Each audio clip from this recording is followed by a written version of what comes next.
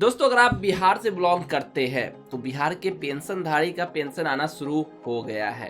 तो जैसा कि आपके सामने मेरे पे यहाँ पे एपीएस हमने जब ट्रांजेक्शन चेक किया है पेंशनधारी का, तो इनको 6/7 को 1100 रुपए क्रेडिट हुआ एंड 10/7 को 2200 रुपए, 2 महीने का पैसा कुल मिलाकर 3 महीने का पैसा इन्हें प्राप्त हो गया।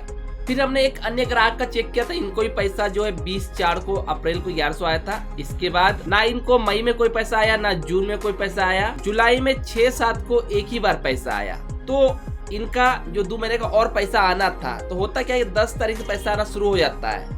अलग अलग चरणों में कुछ अकाउंट में पैसे धीरे धीरे क्रेडिट होते हैं, तो लगभग एक हफ्ता 10 दिन लग जाता है आने में। तो मुझे उम्मीद है कि इनका भी 2 महीने का एक साथ, अगर सरकार पुरानी पैसे पे आउट का शुरू कर दी है तो 2200 इनका भी क्रेडिट होगा। अगर आपको पैसा कंटिन्यूसली आ रहा है, इस महीने का भी आया, जो बाकी पैसा वो भी आ जाएगा। इस चीज को ध्यान रखें। कुछ समय के बाद दोबारा अपने खाते को चेक कराएं या बैंक की तरफ से मैसेज आती है तो उसे चेक करें। अब हमारे पास एक और ग्राहक थे, इनका 20 तारीख को जो था अप्रैल को जो पैसा एक बार आया था, बस वही है मिलाकर जिन्हें मई में उठाया था। इसके बाद इनको कोई पैसा और भी प्राप्त हुआ ही नहीं है, यानी इस महीने में कोई पैसा ना 1100 ना एक बार में 2 महीने का 3 महीने का कोई पैसा प्राप्त नहीं हुआ है। तो अगर आपके घर पर ऐसे कोई सदस्य है जिन्हें पैसा आ ही नहीं रहा है लगातार 3 महीनों से, तो वो क्या करेंगे चलिए उसको समझाते हैं। सिंपली आपको उनका आधार कार्ड लेना है और आपको इस वेबसाइट पे अपने मोबाइल के ब्राउजर पे सर्च करना है ई लाभार्थी।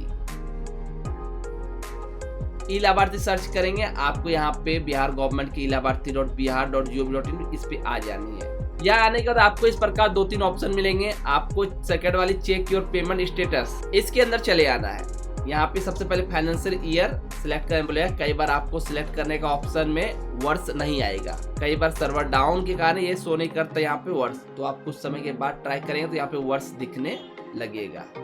इसके बाद बेनिफिशियरी नंबर, यहाँ पे आधार नंबर या अकाउंट में बेनिफिशियरी नंबर से आप आधार नंबर बेस्ट रहे सिलेक्ट कर और ग्राहक का आधार नंबर दर्ज कर सर्च कर लेंगे। अगर आपके केस पे यहाँ पे ये सिलेक्ट का ऑप्शन आ रहा है, बार बार हट नहीं रहा है, तो दूसरा तरीका है पता करने का।